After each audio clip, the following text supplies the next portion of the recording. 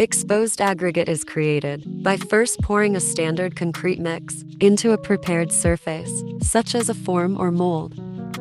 Once the concrete has been poured, a surface retarder is applied to the top layer. This chemical slows the setting of the surface layer of concrete, allowing it to be removed later to reveal the aggregate underneath.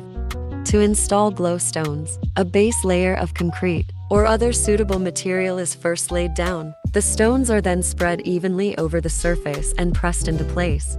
Once the concrete has cured, the surface layer can be removed using either water pressure, sandblasting, or a combination of both. This exposes the aggregate materials and creates a textured, slip-resistant surface. GlowPath Technologies glow stones are a popular choice for their low maintenance and energy-efficient lighting. They provide a soft, ambient light that can be used to enhance the aesthetic appeal and safety of outdoor spaces. They are also environmentally friendly, as they do not require electricity to operate and can last for many years. Once the glow stones have been exposed, use a sealer that does not have UV protection. This will allow the aggregate to charge in the sunlight, protect the surface, enhance its appearance, and also help to prevent staining and damage from exposure to the elements.